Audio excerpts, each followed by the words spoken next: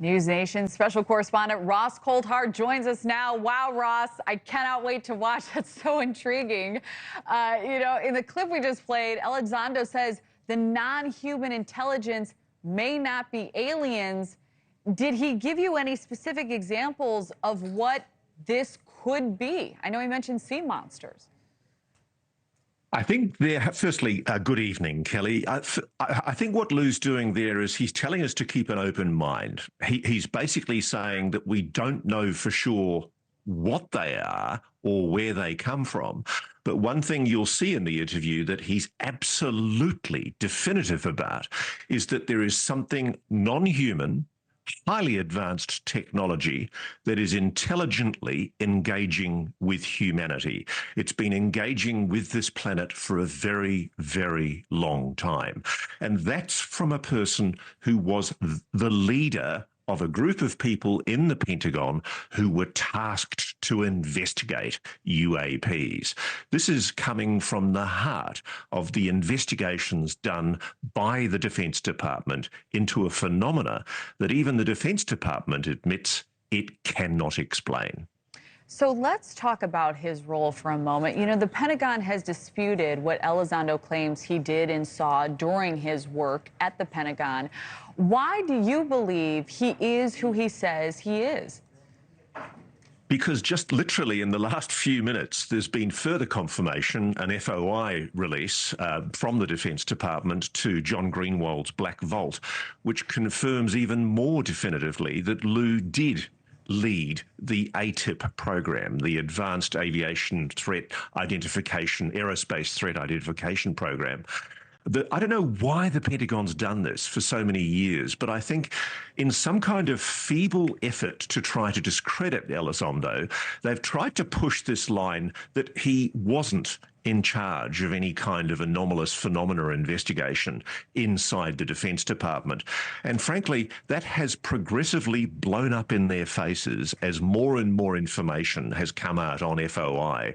It's frankly a lie. It's disinformation. And we've convinced ourselves at NewsNation beyond any shadow of a doubt. I've spoken to people who worked with Lou on this anomalous phenomena investigation. They've told me that he was the leader of their team investigating this material.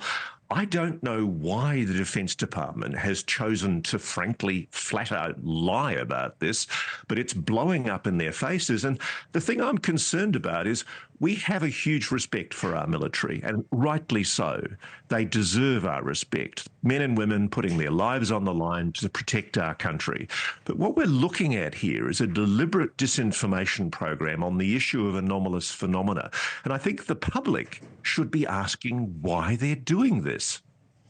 Well, it's certainly great that you are asking those questions. He also made some fascinating claims about the connection between people with alleged psychic capabilities and UAP encounters. Can you explain that a little bit further? Yes. One thing that we all know, we've probably all seen that George Clooney movie, The Men Who Stare at Goats, where they lampooned the idea that the Defense Department was investigating psychic phenomena. But it turns out it's real. And it turns out they never stopped investigating psychic phenomena. These days, they call it psionic. They've given it a new name, but it's still happening. They're still practicing remote viewing. And Lou Elizondo tells me in the interview how he was trained by the Defense Department to be a remote viewer. That was one of the things that he was taught how to do. And that literally means using your mind to investigate things, to try and investigate and see things that are not physically there, but using your mind psychically to see them, which is quite extraordinary to think that our Defense Department is actively involved in those kind of investigations, despite publicly poo-pooing such an idea for so many years. Well, you have us sold on this being must-see TV tonight. Elizondo, he also describes this audacious plan to lure and trap a UAP using an electromagnetic pulse. What was all of that about? Why didn't it happen? Okay, well, firstly, Can I tell you, Kelly, I've revealed before that I believe the United States is using electromagnetic pulses to bring down these craft, whatever they are.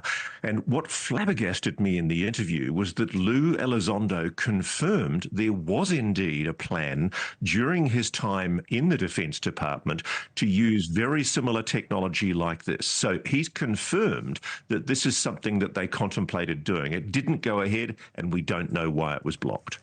Wow. All right. Ross Coulthart searching for those answers. Thank you so much for hopping on. We're excited to tune in tonight. Thanks so much for watching. Go to joinnn.com to find NewsNation on your television provider.